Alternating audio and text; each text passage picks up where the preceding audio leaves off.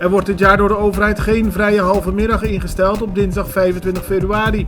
Op die dag vindt de afscheidsparade van het carnaval plaats. Elk jaar is er een discussie over, maar volgens de Extra heeft minister-president Ruggenaat al gezegd dat er dit jaar geen halve dag vrij wordt gegeven. Achterliggende gedachte is dat mensen op die manier op tijd kunnen zijn voor de afscheidsparade. Het cruiseschip Aida Perla is op Curaçao aangekomen dit weekend. Er was eerder vrees voor coronabesmetting via de passagiers. Op Santa Lucia en Dominica mocht bijvoorbeeld niet worden aangemeerd. Maar na controle op Curaçao heeft epidemioloog Izzy Gerstenbloed verklaard dat er geen besmettingen op het schip zijn aangetroffen. Supermarkt Luna Park aan de Caracas Bayweg is zaterdagavond slachtoffer geworden van een gewapende overval. Aan het eind van de avond kwam er een man binnen met een camouflagepetje op. Hij was gewapend en trok een van de geldladers uit de kassa's en reed daarna weer weg.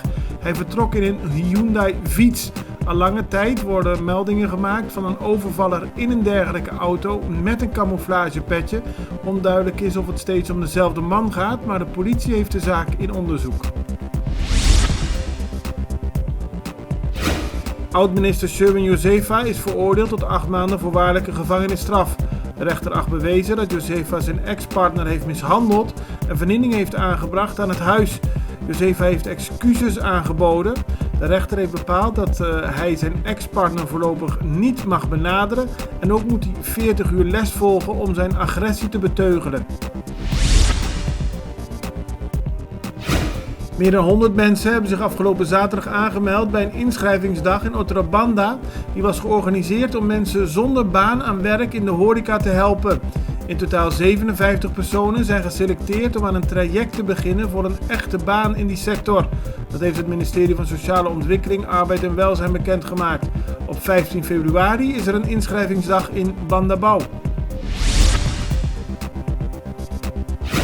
De paardenparade is een mooie traditie in het Curaçaose carnaval.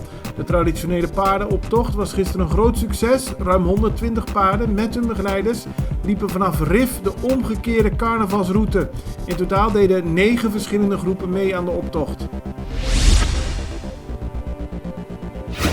Meer carnavalsnieuws. Vanaf afgelopen zaterdag mag er gebouwd worden aan de stellages langs de carnavalsroute. En veel mensen zijn er dit weekend al mee begonnen.